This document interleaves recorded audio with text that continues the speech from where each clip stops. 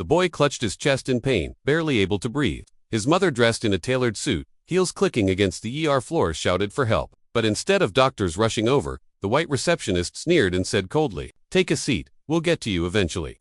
That's when the woman reached into her purse, not for money, not for ID, but for a phone that would change everything. It was a regular afternoon at St. Mary's emergency room when Jordan Matthews, a 6-year-old black boy, came in gasping for air. His mother, Vanessa Matthews, was frantic. What nobody in the ER recognized was that Vanessa wasn't just any mother, she was the CEO of a multi-billion-dollar healthcare corporation. Still, the hospital staff didn't budge.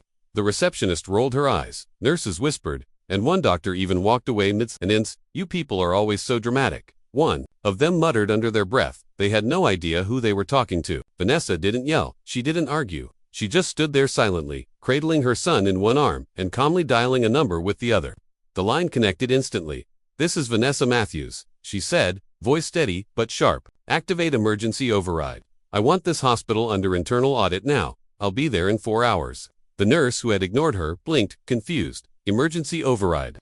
Vanessa locked eyes with her. "You'll find out." 4 hours later, as promised, black SUVs pulled into the hospital lot. Out stepped auditors, lawyers, board members, and security. Hospital phones began ringing off the hook. Staff scrambled. Within minutes, files were pulled, security footage reviewed, and interviews began. What they found shocked even the board: racial profiling, delayed treatment, untrained staff, and blatant neglect. Vanessa walked back into the hospital not as a pleading mother, but as the most powerful person in the room. By nightfall, Vanessa stood in front of the same staff who had ignored her son. She didn't scream, she didn't gloat. She simply said, "You refused to treat my child because of how we looked. You failed. And now, you're done." One by one, the staff members who had laughed, rolled their eyes, or walked away were handed termination letters. The hospital's ownership officially transferred. Vanessa didn't just fire them, she took the entire ER department under her control. Vanessa turned to the new staff she personally vetted. "In this, she said, every patient matters. No more racism, no more delays, no more excuses." Her son, now safe and recovering, smiled as his mother stood tall, no longer just a CEO, but a symbol of strength. And to everyone watching, they learned one thing: never underestimate a mother, especially when she runs the system.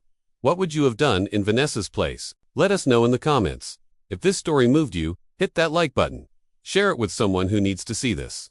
And don't forget to subscribe for more real, powerful stories that expose the truth and uplift every voice.